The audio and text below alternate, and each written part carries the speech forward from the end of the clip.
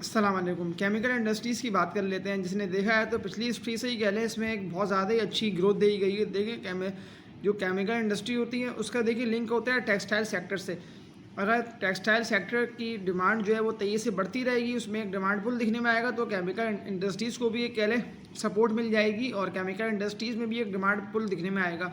क्योंकि देखिए केमिकल्स जो है ये अपने टेक्सटाइल इंडस्ट्रीज़ जो हैं वो केमिकल सेक्टर से केमिकल्स जो हैं वो ले रही होती हैं। ये जो टेक्सटाइल जो कि गारमेंट्स जो मैन्युफैक्चर्स करते हैं उसमें देखिए केमिकल्स का एक अहम किरदार अदा होता है। चाहे वो कोई सी भी टाइप के केमिकल्स हो, वो केमिकल्स लाजमी सी बात है कि टेक्सटाइल इंडस्ट्रीज़ को चाहिए होते हैं अपनी मैन्युफैक्चरिंग के लिए। तो इसीलिए एयर बेसिस पे केमिकल इंडस्ट्रीज़ में एक डिमांड पुल दिखने में आया है।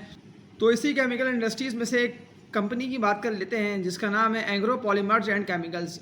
EPCL इसका कोड है। EPCL वाहिद प्लांट है जो कि PVC रेजिन को मैन्युफैक्चर करता है, जो कि PVC पाइप बनाने में यूज़ होता है। दूसरा, ये कंपनी केमिकल मैन्युफैक्चरिंग का भी काम कर रही है जिसमें कास्टिक सोडा आता है। ये कास्टिक सोडा मैन्युफैक्चरिंग करती है और इसकी सेल्स भी करती है। इसकी सेल्स जो है ये टेक्सटाइल इंडस्ट्रीज़ जो हैं वो इससे ले रही होती हैं, जिससे कह रहे हैं इस कंपनी की जो है वो सेल्स भी बहुत ज़्यादा अच्छी चल रही है और इसका जो कास्टिक सोडा का जो सेगमेंट है इसमें भी देखें एक ग्रोथ देखी जा रही है। और इसके अलावा ये कंपनी जो है वो हाइड्रोजन पेरोक्साइड के सेगमेंट में भी जा रही है और एक्सपेंशन की तरफ भी जा रही है और पॉसिबिलिटी है कि 2024 तक ये हाइड्रोजन पेरोक्साइड का जो प्लांट है ये इसको भी इंस्टॉल कर ले और हाइड्रोजन की भी ये मैन्युफैक्चरिंग करके इसको भी सेल्स करना शुरू कर दे। तो देखिए इससे देखा जाए तो कंपनी की जो है बॉटम लाइन वो बहुत ज़्यादा ही मजबूत हो जाएगी अगर ये हाइड्रोजन पेरोक्साइड का काम कर लेती है।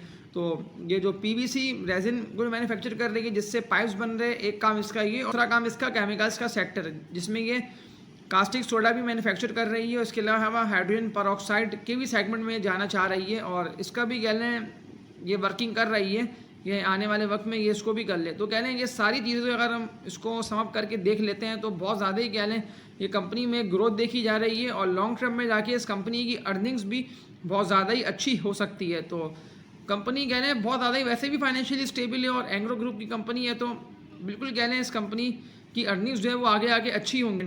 अगर हम PVC की बात कर लेते हैं तो ये इंटरनेशनल डॉलर बेस्ड मार्जिन्स पर चल रही होती है।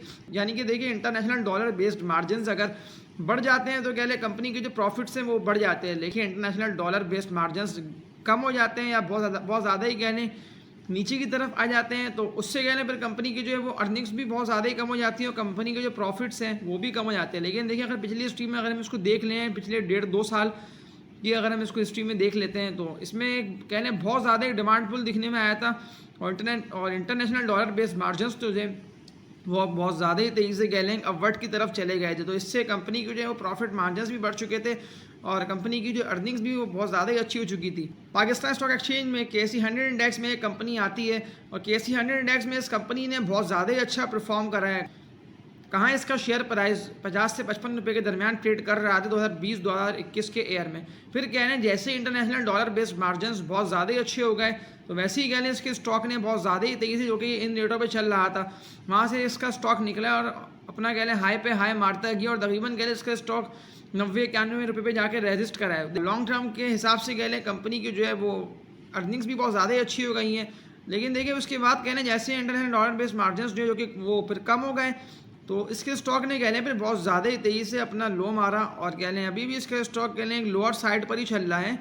कहाँ इसका स्टॉक 90-91 रुपये तक गया था, वहाँ से निकल के इसका स्टॉक तकरीबन कोई कह लें 42-45 रुपये इन रेटों के दरमियान ही एकोमोडेशन कर रहा है और इन्हीं रेटों के दरमियान इसका स्टॉक चल रहा है। लेकिन इसके स्टॉक ने देखिए डिविडेंड और पे आउट्स जैसी इसका स्टॉक में एक तेज़ी आई है इसने कह लें डिविडेंड और पे आउट भी बहुत ज़्यादा ही अच्छा दिया है और एंग्रो ग्रुप की कंपनी है तो बिल्कुल कह लें एंग्रो की सारी कंपनीज नहीं कह लें बहुत ज़्यादा ही अच्छा परफॉर्म करा है, तो उसके साथ कह लें इस कंपनी ने भी बहुत ज़्यादा अच्छा परफॉर्म करा है। तो इस कंपनी के अभी हम टेक्निकल एनालिसिस करके देख लेते हैं कि इस कंपनी के कौन से सपोर्ट लेवल, बाइंग जोन और इसका रेजिस्टेंस कौन सा बन रहा है। तो आगे चल के इसको हम देख लेते हैं। अगर हम इसके स्टॉक की हिस्ट्री की बात कर लेते हैं तो कहाँ इसका स्टॉक तकरीबन कह लें कोई 28-30 रुपये इन रेटों के दरमियान इसका स्टॉक ट्रेड कर रहा होता था।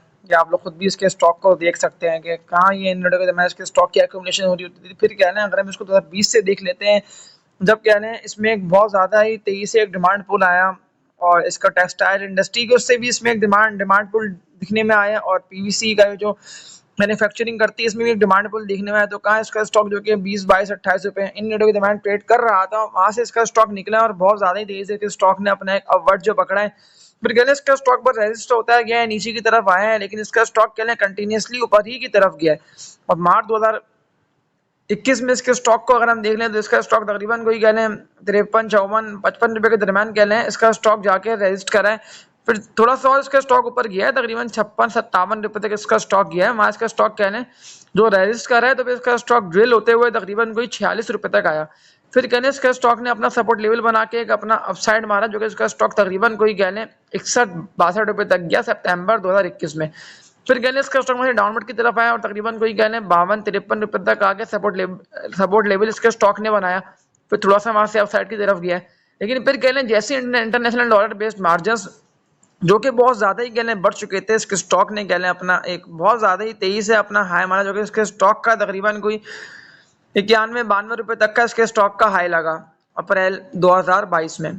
फिर कहने इसका स्टॉक नीचे की तरफ ही आना स्टार्ट हुआ, क्योंकि देखिए इंटरेस्ट रेट्स भी बढ़ रहे थे और डॉलर भी कह लें कंटिन्यूसली बढ़ ही रहा था, लेकिन इंटरनेशनल डॉलर बेस्ड मार्जिन ने कह लें इसके स्टॉक को इतना हाई सेट के ऊपर पहुंचा दिया, इसके स्टॉक ने डिविडेंड और पेआउट भी बहुत ज्यादा अच्छा किया। फिर कहने वहां से एक सेलिंग प्रेशर जनरेट हो गया तो और बहुत ज्यादा सेलिंग इसके स्टॉक में आना स्टार्ट हो गया, तो इसके स्टॉक ने कह लें वहां से अपना जो लो मारना स्टार्ट करें, तो इसका स्टॉक कहीं जाके कह लें जनवरी 2023 में 42 रुपये पे आके इसका स्टॉक रुका, वहां थोड़ी सी इसके स्टॉक ने एक्यूमुलेशन करी है, लेकिन ये कंपनी कह लें बहुत ज्यादा ही अच्छी हो गई है। डिविडेंड और पे आउट भी कह लें हर क्वार्टर में कुछ ना कुछ कंपनी डिविडेंड और पे आउट अपने इन्वेस्टर्स को दे रही होती है। तो फिर कह लें इसका स्टॉक तकरीबन कोई कह लें 42, 43, 45 रुपए के दरमियान ही एक्यूमुलेशन कर रहा है।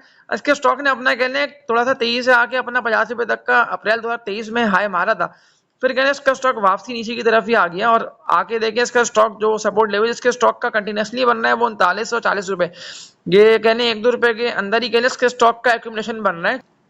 सितंबर 2023 में कहने इसका स्टॉक 40 रुपए तक आके ट्रेड करता रहा, तो कहने ये इसके स्टॉक का कहने एक्यूमुलेशन जोन बन रहा है।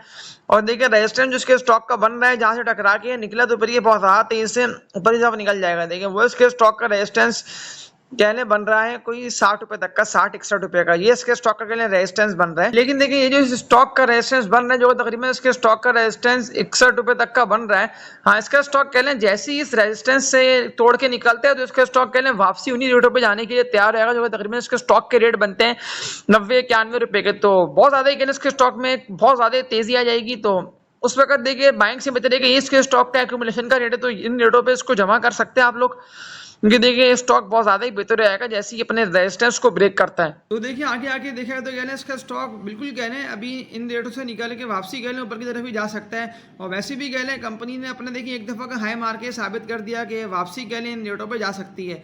तो अभी जिन रेटों पे घूम रही है यही कहने इसके स्टॉक के एक्यूमुलेशन के रेट है बहुत ज़्यादा। अगर ये कंपनी नीचे आती है तो तकरीबन कहने इसका स्टॉक 32-33 रुपये या 30 रुपये कहने ये यहाँ तक नीचे आ सकता है, वरना कहने 40-42-45 रुपये ये इसके स्टॉक का कहने बहुत ज़्यादा ही अच्छा बेस्ट बाइंग जोन है। और कंपनी भी कह लें बहुत ज़्यादा ही फाइनेंशियली स्टेबल है और अर्निंग्स भी कंपनी ही कह लें बेहतर हो जाएंगी लॉन्ग टर्म में जाके। और डिविडेंड्स और पे आउट्स तो ये कंपनी देखें बिल्कुल दे ही रही है, तो बहुत ज़्यादा बेहतर कंपनी है लॉन्ग टर्म के हवाले से। और एयर एंड भी इस कंपनी का दिसंबर क्लोजिंग है, तो देखें फिर दिसंबर क्लोजिंग पे कंपनी कुछ ना कुछ पे आउट दे अनाउंस करे। तो ये था Engro polymers and chemicals EPCL company का रिव्यू एंड टेक्निकल एनालिसिस। और आप लोगों से यही रिक्वेस्ट है कि चैनल को लाइक और सब्सक्राइब कर लेंगे तो आप लोगों को आने वाले दिनों में इसी तरह की अच्छी और बेहतर वीडियोस मिलती रहेंगी। तो तब तक के लिए अपना ख्याल रखिएगा। अल्लाह हाफिज़।